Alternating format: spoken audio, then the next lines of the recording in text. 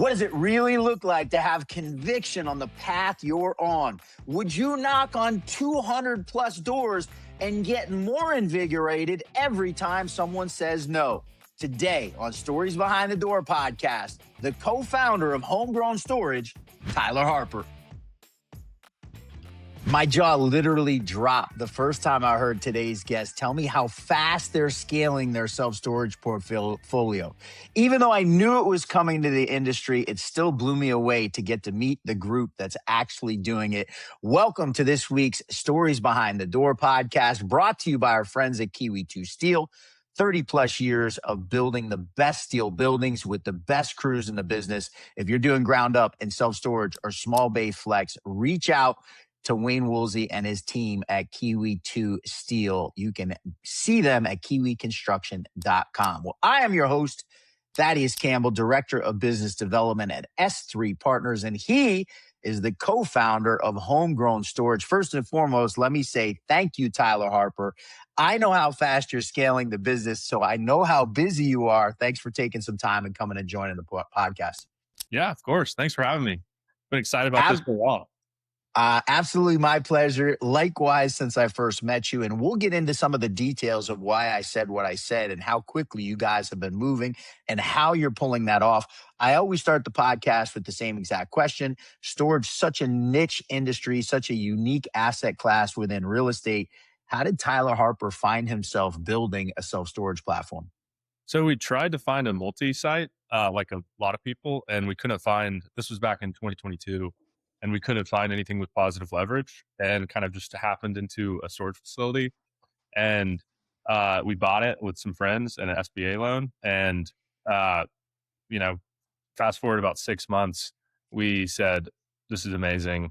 We got to do this. Like, this is the opportunity we've been waiting for. So we sold our retirements, quit our jobs. I think that was 3 months into marriage too. So I told my wife, hey, I have to do this. Can I do this? And she was, super supportive, and we went all in, and 25 facilities later, here we are. First of all, I'm going to say congrats, because clearly you married the right woman, because we know this in this entrepreneurial journey, right? Having that backup is wildly important in the whole process. 100%. Secondly, you've been saying we, and I want to dive into that a little bit, because you've got a group of folks that you're not the founder, you're the co-founder of this, and you've got a group of people. Talk to me about how this all came about and who the folks that you're building Homegrown with are. Yeah. So my co-founder, Chase, who might be the smartest person I know, he built all of Robinhood's ML systems for what became their banking platform. We went to Georgia Tech together, along with a lot of our team. And I went up to Boston. He went out to SF and, did the whole superscaler tech thing. When I knew I was going to get married, I moved back to Atlanta. He was kind of in a similar boat. So we ended up rooming together before I married my wife.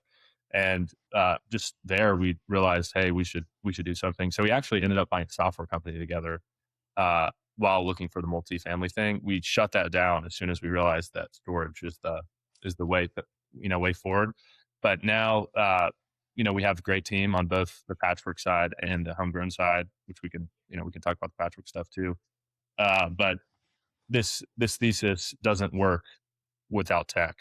And so, we bought our first one in 2022. We bought our second one in 2023. And we really spent the first couple of years perfecting the art of remote management and how do you escape your fixed costs and how do you scale with speed and excellence and deliver that customer experience that we want to deliver to our customers. And so we really felt like we cracked the code about a year ago. And so we, went on the capital journey, talked to like 200 family offices. Finally, two believed in us and the story. And about 8 months ago, we got the funds to really go do the thesis. And it's been nose to the grindstone ever since. So many questions. I want to talk to you about the perseverance of how many family offices you guys talk to. But before I go there, you said something early on about how you knew that tech was going to be a piece of this. And quite frankly, going back to what I said in the open, I knew that if there was going to be a disruptor to come in and start to really scale in self-storage in 2024, 25, 26, that tech was going to be the tool that they used to do it, right? And so talk to me a little bit about how you and Chase have really built something around tech, not only to optimize the remote management side of it, but also in the acquisition side to really be able to grow this platform. Yeah, sure. So I think there's a bunch of discrete problems, right, in this thing. So it's how do you source, uh, really, how do you raise money? But putting that aside, because everyone experiences that problem, how do you source at scale? Uh, how do you run these things at scale? How do you transition at scale? Managing your vendors is really hard. How do you, a big one that we spent a lot of time thinking about, how do you make sure that what is happening on the ground at scale is actually what's in your FMS or your CRM or whatever you're using? And a lot of people, randomly sample with kind of this middle management or upper management layer where there's district managers traveling around. But at these smaller footprints of 20,000 ish square feet, 30,000 square feet, you can't necessarily do that because the facilities don't have enough margin to support that. And so you have to solve that other ways. And so, we spent 2 years figuring that out. And then the whole AI thing happened, which is basically just an extension of the ML stuff Chase was already working on. And so we, have integrated that in every aspect of our business. All right. For those of us that are over the age of 30, break down ML. When you say ML, what are you referring to? Because I've heard some of the lingo, but you got me on this one. Yeah, and I'm the non-technical one, so take this with a grain of salt. But uh, ML, machine learning, basically AI is just advanced machine. Different way of saying Yeah, LLM. All right, good. Learning something new every day, Tyler. I appreciate that. yeah. I love that. Talk to me now, and so this blows me away. And I'm going to go back to the question on raising money because that always fascinates me, the mindset and the willingness. But you're using technology now in that discovery phase, right? How to find enough and properties to go spend that money that somebody's invested in you. How are you utilizing ML and AI to scale that side of the business, which we know at the end of the day becomes the most important piece? Oh, for sure. Yeah, it's can you acquire good facilities and can you run them at scale? Is like full stop the business. I think acquiring businesses, right? We have your typical prop funnel, your broker funnel. The broker funnel recently has as more and more people find out what we're doing, we get a bunch of inbound, which has been a surprise. Honestly, I wasn't expecting to do uh, you know broker deals, but here they I'm are. over here smiling because I knew that was going to come your way. When I Yeah, met you a couple months ago, I knew it was going to come, and I'll get into why. But go ahead and finish what you're saying as I but the stop prop funnel, interrupting. yeah. So the prop funnel we've spent a lot of time thinking about. So Chase scrapes all of the data available on the internet, which depending on who you ask, is 80% of the storage universe. 85 maybe. And then we did a cluster analysis. We enriched the data a ton, and so then we have folks calling. We have folks driving around. Really, the key differentiator is how much effort you want to put in, because we found, especially in the places we are buying, if you go to an owner and say, "Hey, I'm in town. I want to take you out to a slice of pie at the diner, sit down with you, hear your story, and buy your facility," and your kids should come too because this is a family decision.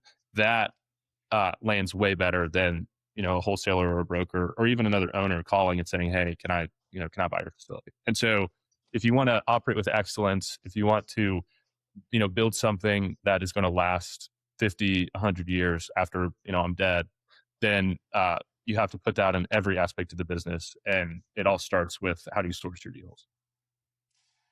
This is fascinating, and it's something that's coming up more and more, right? Because machine learning is intruding.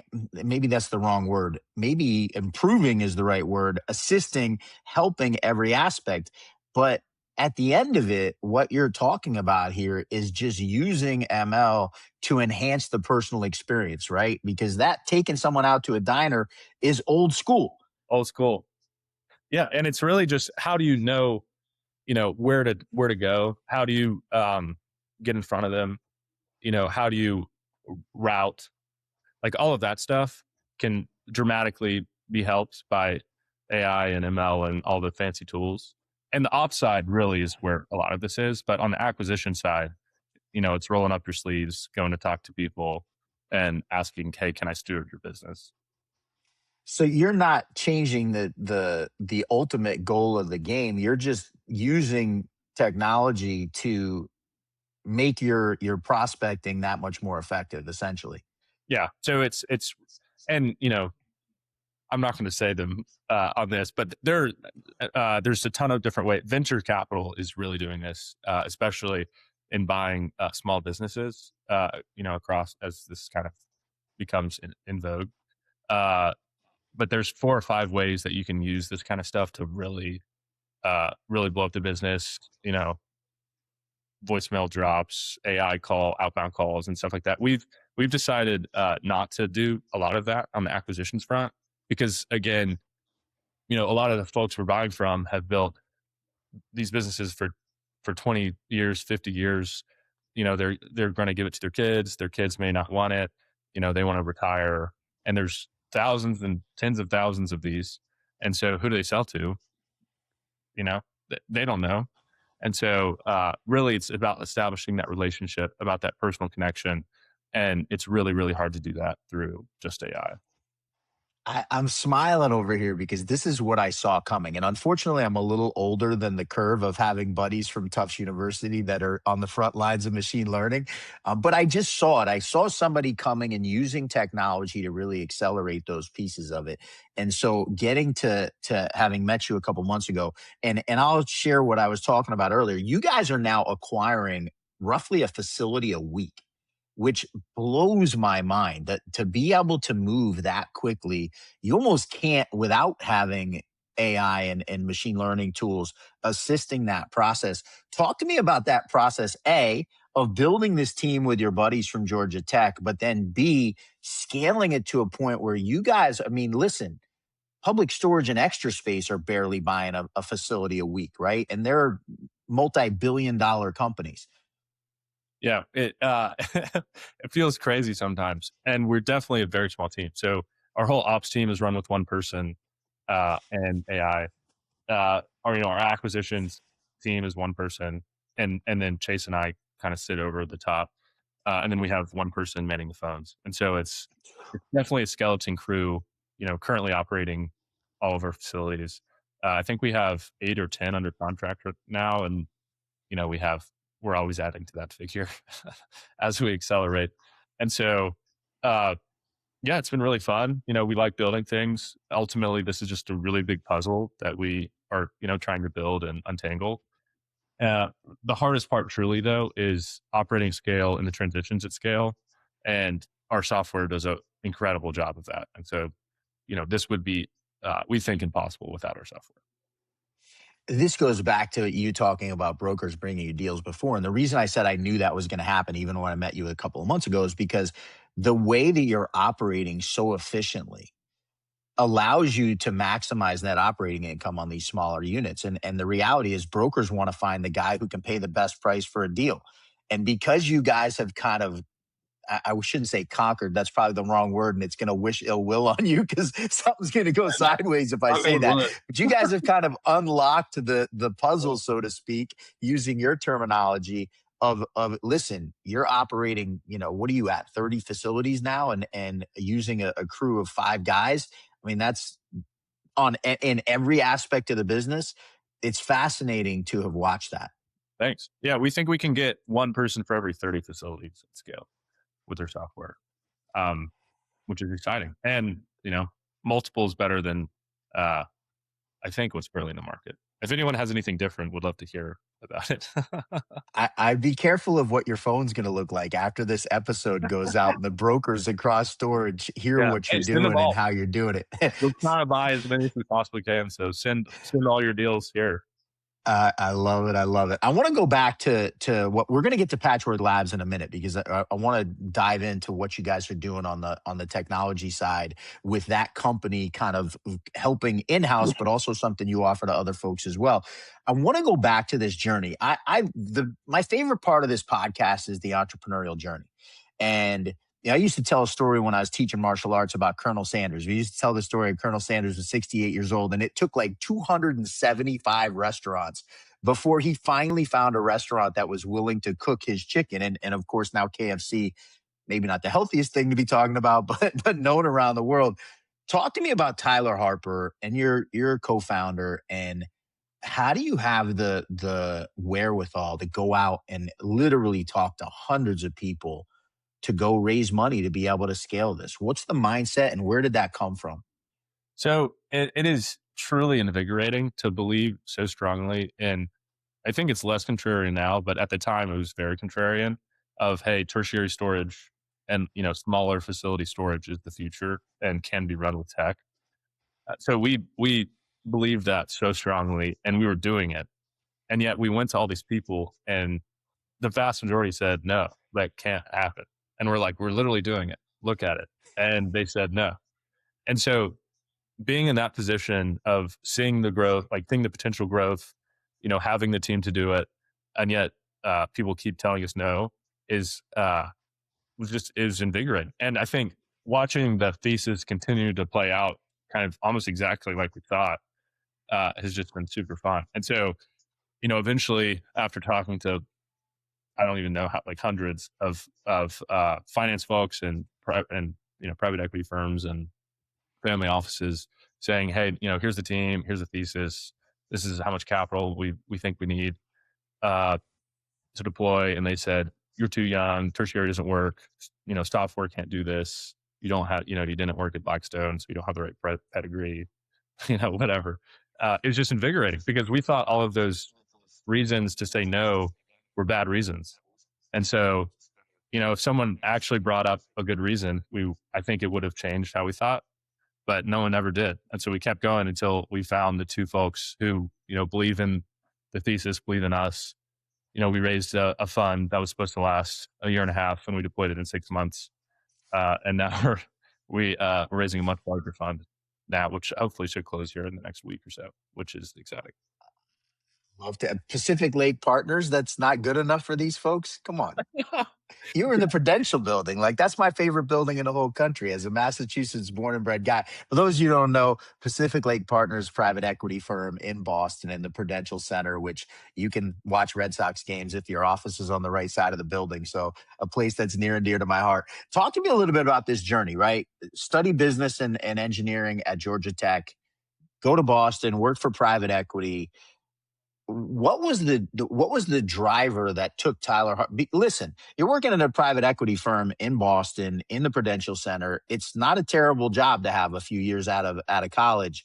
What's the driver and then you go to a place where you're running a couple of facilities out of your own pocket with your buddy, and you got to talk to 200 people to raise money. That's a very different journey than what you're doing when you're sitting in a nice air conditioned office in Boston.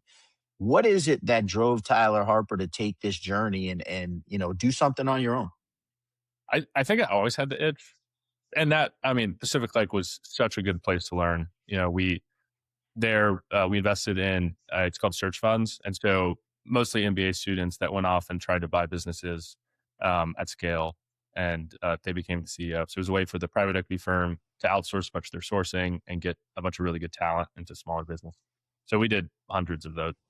Uh, and it was a great place to learn, great place to watch how to, run with excellence, great place to watch hundreds of entrepreneurs try to take over businesses and, do well or fail or make mistakes. And so you just saw a bunch of that iteration. But when I was there, right, I was working on all sorts of really interesting things, but I always had that itch where, hey, I would have done it this way instead of that way. Or, hey, I think, you know, I just want to start something and build because I like building, which is ultimately what it came down to. And then when we were trying to buy, something, and we kind of fell into this. It was we talked a lot about at Pacific Lake about thematic investing and what's the actual tailwinds of an industry, and how do you place yourself in industries that are good industries with good businesses, that are underpenetrated, that strong criticality, things like that. And so we fell into storage, and structurally as an industry, it is like the best industry I've ever seen. And I was like, we got to do it, And so it was a combination of always having that itch, really trying to find something, because I know a lot of entrepreneurs too, you know, they're like, hey, I want to do something, but I don't have an idea. So really to, and I felt like that too, right? I was trying to figure something out. So I just said, I'm going to quit my job, go back. I'm also getting married. So I need to leave Boston. So the timing kind of worked out. And then I'm going to go out and just try stuff. So we tried to buy the software company, or we did buy the software company. We bought, some other stuff, and we literally shut it all down, sold our retirements, because we were like, this is the idea that we have been working for. First of all, I'm a little mad at you. I'm literally looking at my screen right now, and the next question that I have ready to ask you is, was there a specific moment you realized storage was it? You just answered that question in the previous question I asked, which makes my life a little hard. Fortunately, I'm able to pivot a little bit. I've been doing this for a little bit of time, and so that piece of it makes it a little bit easier to transition when we're doing these questions. I want you to break down for me, what is it about storage? You say functionally, and listen, you had this chance, you talked about it at the private equity firm, to see all these different young guys go and buy these different businesses and different assets. What was it about storage specifically that makes you say it was the best operational business that you'd seen? So there's a bunch, I think. One is, and this might sound silly, but everyone is so nice and wants to help each other. It blows my mind. I talk about this on almost every episode of the podcast. Had Ken Woolley, the founder of Extra Space, on a month ago, and literally thanked him, because those early guys in this industry, and women too for that matter, they created something that blows my mind. Anyway, I'm sorry to interject. Keep talking. And people know, hey, it's a 5 mile, 10 mile, whatever you're talking about race. It's not necessarily, hey, everyone pitted against each other. And so that just breeds, along with a bunch of, really thoughtful leadership, a place where people work together, which is so much more fun in a place to work like that. Because it's not always that way. So that's really important. I think the institutional ownership percentage is really interesting, as I'm sure everyone knows. The REITs and institutional owners don't necessarily own a huge portion of the market like they do in multifamily or some of the other real estate asset classes, which leaves a ton of room, for folks like us, or even folks that just want to buy 1 or 2 facilities, to go in, and you don't have to necessarily compete with the big folks. So that's super interesting to us. And then if you look at the actual business model, high margin, reoccurring revenue, your problems are a lot of the times can be solved fairly easy out of the courts, unlike, again, multifamily or things like that. If you need to auction because someone doesn't pay, or something like that, CapEx is relatively low, and there's just so much room to run. I mean, there's, again, tens of thousands of these things. And so if you build the acquisition funnel the right way, and then you build a repeatable engine for the ops, the sky's the limit. So we saw that. I'm going to throw some, I apologize. I'm going to throw some numbers at you. My friends at Tract IQ say 70,000 roughly facilities, of which they consider 21,000 of them to be institutional grade, right? Of those 21,000 institutional grade, the REITs and other big private equity own a large percentage of that. But to your point, there's another 49,000 facilities out there that are, and you guys are very clear in your direction. You're not going to primary markets and secondary markets. You're going to sub-secondary markets or tertiary markets to go find these. And there's a lot of scale to be had. Oh, a ton. And interestingly, the power users and the folks that are using our software the most are actually the Class A big boy operators, which we didn't see really coming. But we built it for ourselves, and we like to play where others are not, right? Which was the whole point of the thesis of, hey, no one can do this. It's truly an operating arbitrage, because it's really hard to operate these things. So if you can operate where others can't, that is incredibly interesting. Talk to me about Patchwork Labs. First of all, explain the name. Where did Patchwork come from, and what's the thesis behind it? And how are you guys now bringing that out to the market? Yeah. So the name came from my in-laws. They were like, it's like a quilt, quilting your data together. And we're like, that's a great name. Love it. But yeah, no marketing. It's, omni-channel, customer comms. So AI voice, AI web chat, AI email, all that stuff. Where it gets really interesting though, or it auto creates tasks out of all of those lists from your FMS, from your video feeds. All this unstructured data brings it together, and then it automatically dispositions it. So you can load your vendors in, it talks to your vendors, automatically moves everything. So that's the only way we can run all of these with one person. It's because AI is quite literally saying, oh, you know, Stacy in unit 57 called in about a broken spring. I'm going to coordinate all of it with the vendor to get out there and do it. And you set the guardrails and things like that. So it's working really well. We're onboarding about 30 facilities a week. And it's accelerating. I'm fascinated by this. I read something the other day and it stuck in my head a couple weeks ago now. Is AI more what's happening, or is it more technology flow that's helping to cover some gaps in humans, right? So, like, I have a to do list. In a given day, I might only get to 4 out of 10 projects, where now you have these machine learning tools that are coming in and they're making sure that we're getting to 10 and 10 instead. It's not making up the work for me, but it's coming into this workflow. I guess workflow technology would be a terminology where it's taking me out of being the stopgap, right? I'm no longer the bottleneck of getting that done. So that is a great question / statement. You can say that anytime you want. I'll take kudos anytime, Tyler. I appreciate that. Because it's to your point, it's actually two different problems, right? There's a deterministic problem and a non-deterministic problem. Deterministic problem are your workflows. The workflows aren't necessarily set up right now to say, hey, I need to increase the output of my human calls to call folks back or for sales or whatever, tenfold. I'm going to make a power dialer to do that. So I just have to press one button and then it calls one after another, which we have in our software. And that took our calls from 20 an hour to 80 an hour for when we need to call people back. So like that is an AI, right? That's a deterministic workflow. And we probably 65% of the software we built is just workflow. It's all deterministic. It's pulling info from your FMS and then saying, hey, these are the tasks, here are the overlocks, here are the sweep out units. And then I'm going to send it to your vendor in a link where they click on it and they take pictures and videos of everything, and then it's uploaded. Where though it gets really, really interesting is that flow, you put AI on top of it and it's grading the pictures, it's grading the videos of everyone. It's saying, hey, you should take a look at that. Hey, I'm going to automatically send it to the auction people because it looks like it's ready to auction, and I'm not going to do it for this other one. Hey, person, Kevin called in unit 58 about a fire. I'm going to recognize that, and I'm going to literally blast it to everyone because that's an emergent issue. So it's really things like that where you're marrying the deterministic with the non-deterministic, which a lot of people aren't talking about. But that is the core idea of the business, really.